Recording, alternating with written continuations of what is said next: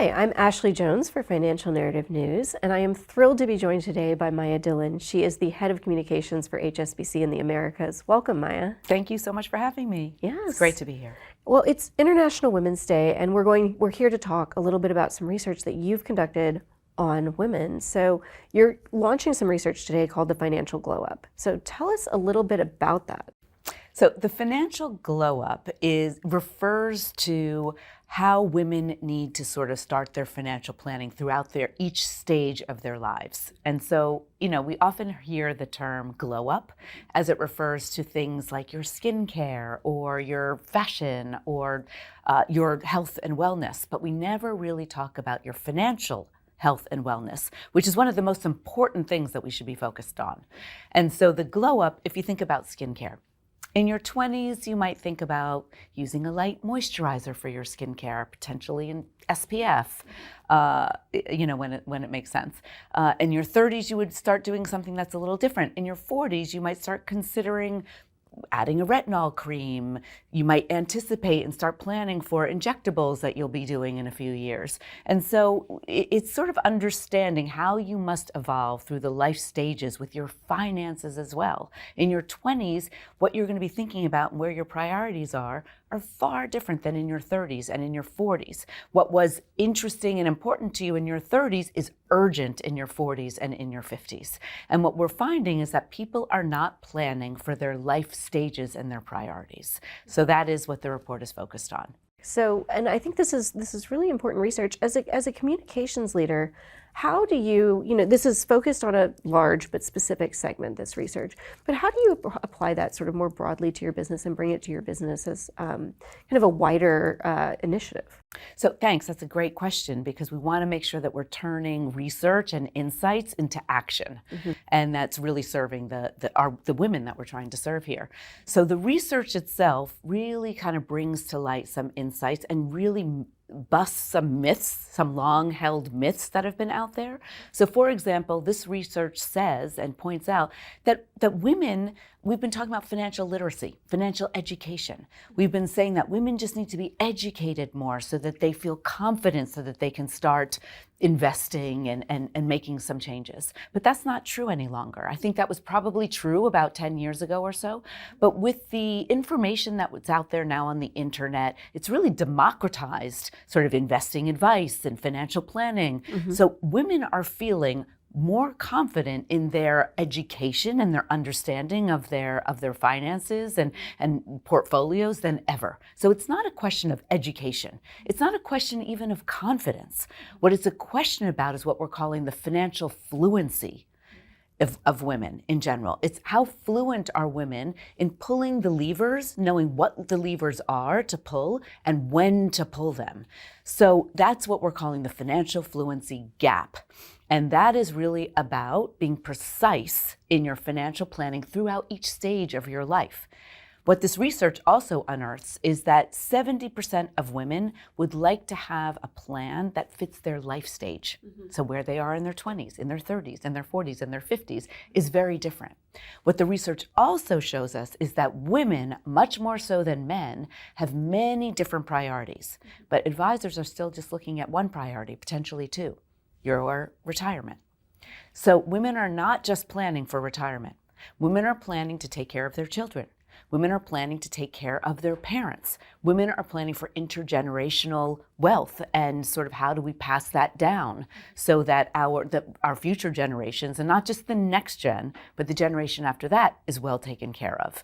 We're planning for educational priorities. So we have many different priorities, and each one of them sort of, all of these priorities show up at different places and stages in our lives. So what we need to do is say, where are you at your life stage now? And where should we be anticipating you're going to be at your next life stage?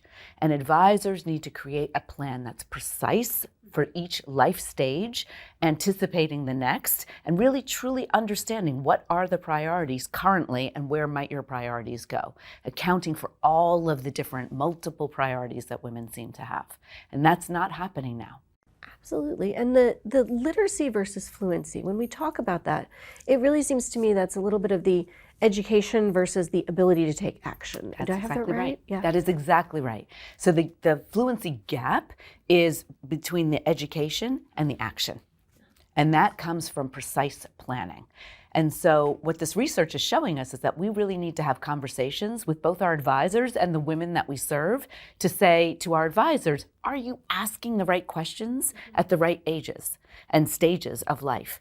Are you planning and creating a plan that's precise and tailored to where these women are at their life stage, and a plan that can adapt and evolve as women adapt and evolve? Absolutely. So the research shows that right now, advisors really aren't supporting women very differently than men. But as you've highlighted, there are a lot of very different need sets that are happening with women. So from a brand and communications perspective, what does that take to change the approach, right? How are you as a comms leader going to help your organization as a whole to change that approach and be servicing those women more effectively? Yeah, great question. Because how do we now take a piece of research that informs and create actionable insights and create real sort of energy around it so that changes happen and impact happens? And the way that we do that is research informs, data can inform us, leaders can amplify that, and then conversations can create change. And so, it's International Women's Day. And I think we were talking even before we started filming here. Everybody can talk about women's issues and what's concerning women on International Women's Day, but what doesn't tend to happen is conversations throughout the year, all of the time. So while we are launching this research, our financial glow up research today on International Women's Day, this conversation is going to be happening throughout the year at every stage. And we have planned for that. We have a full year program based around these research and insights. So we're going to be talking about what does this mean for women? What are the toolkits and the tools that we can provide to our advisors and for our women throughout the year so that we can actually change behavior and mindset. So a huge initiative both internally and externally, I would think, for your team. Absolutely. Absolutely. I think that we're not doing this just for the coverage. We're doing this to make change. And, I know that you personally are on the host committee for Womankind. It's an organization that supports survivors of gender-based violence. How do you think about that group and sort of the role that corporate communications leaders like yourself can play in these kinds of larger social issues? I think it's very similar to what we were just talking about, and thanks for bringing that up. That's a very important organization, Womankind. They help women in the Asian community combat gender-based violence. What we have seen is that gender-based violence has not decreased through basic education and insights. We haven't really made a major change in behaviors and mindsets in the past decade that we need to. Womankind is an organization that, again, very similar to what we're talking about here, tailors advice and solutions to the community that it serves. One of the ways that I got involved in this is because I had a friend and a colleague very close to me who came to me one day and said that this organization saved her life. And we don't usually hear about organizations kind of physically saving somebody's life as often as we'd like. And so as soon as she told me that, I said, I'm in, now tell me more. And what she said was, this is a woman that I'm close to who is of Japanese descent and was most comfortable, obviously, in her mother tongue, speaking in her mother tongue. She was experiencing some difficulties at home many years ago and wasn't really sure if what she was experiencing was normal, was not normal, was something to be concerned about. She knew it made her feel uncomfortable, but, again, had a lot of questions and was very anxious about it. She was reading a Japanese language newspaper one day, and she saw an advertisement for Womankind in her own language. They also offered translation services, and somebody who spoke Japanese that would be able to counsel her. So she called and she spoke to that person and she asked them all the questions, and they had a very fulsome conversation. And this counselor was able to say to her, indeed, this is a problem and we're here to help you. She was able to get her into a shelter. She was able to help her with a divorce attorney who was also able to speak her language. Because these, when you're very vulnerable, you want to speak in your own language. You want to be in your comfort zone as much as you can when you're going through difficult times. And this organization was able to provide tailored services for this woman. And so that was able to help her get out of her very dangerous situation and indeed save her life. Wow. What a huge impact. And yes, I can imagine where if you heard that from someone who you're close with, the answer is, how can I support? Right. The parallels between the two things that we're talking about here, right? So we just talked about this Womankind organization. We've also been talking about sort of this literacy versus fluency, and in both cases, you've mentioned, it's not necessarily the education piece that is needed. It's the how do I take action piece that is needed. So I feel like there's a lot of parallels between those two activities that you're involved with right now. 100%. And that's where communications plays such a vital role. And platforms like Asset TV play such an important part of the conversation. How do we take this conversation and create a movement and a mindset shift that is sustainable? Creating systemic change does not happen overnight. It does not happen just because we have data that's out there. It happens because we have continual conversations and we have relatable stories that are out there, just like the story that I told you about my friend and colleague. What are the stories that are out there that people can relate and say, I see myself in that story.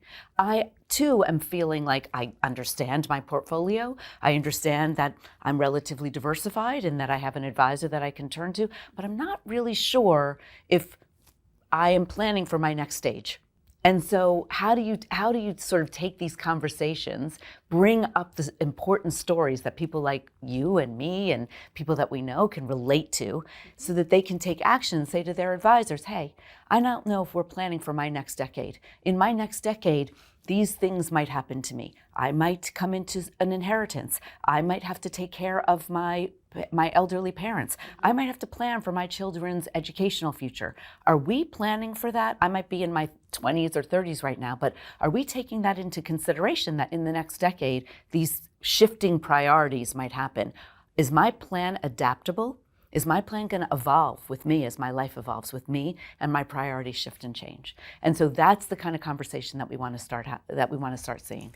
So today's International Women's Day, and I know, and you know, that our social media feeds and our news feeds are going to be filled with brands taking action towards women and kind of demonstrating their commitment to women. But tomorrow, or maybe next week, we'll see a lot less of that, right? We'll see a lot less of that. So how do you think that brands can or should be sort of creating programs that are larger and enduring? You talked about sustainability earlier, as opposed to something that's just performative for International Women's Day. It's a great question. So thank you for asking that. Yes, today we are in fact taking advantage of the moment in time where everyone's going to be sort of paying attention to launch this research. And we're very fortunate to be launching this with partners. We're launching this with Know Your Value, which is an organization that Mika Brzezinski started, and also with Forbes.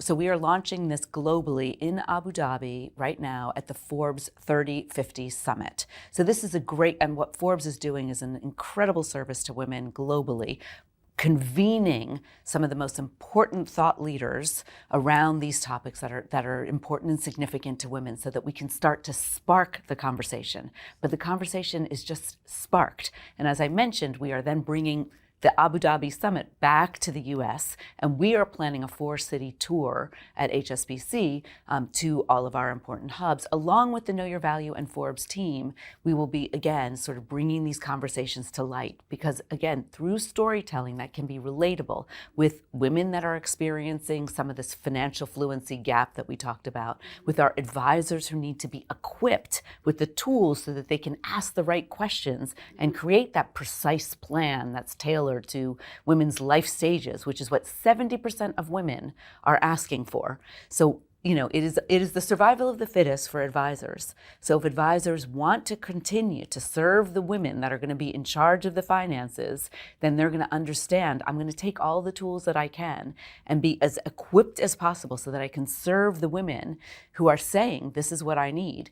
So we're hoping that this sparks those kinds of conversations, equips our advisors so that they can speak to their clients, and that women really understand that while I'm educated, I need to maybe ask some more questions of my advisors. I need to potentially ask some more questions of myself. Where am I today and where am I going tomorrow? Sometimes we ask more questions, again, getting back to the financial glow up, around our skincare than we do around our finances. And, that's kind of something that we really need to focus on, because while we all want to look great when we go out into the world, we want to feel great. And that comes through financial fluency. Absolutely. Thank you, Maya, for so much for joining me today and for all of the work that you're doing, both professionally and personally, around women's issues related to finance and related to our society as a whole. Thank you. Thank you so much for having me, Ashley, and thanks so much for bringing these important conversations to light. Absolutely.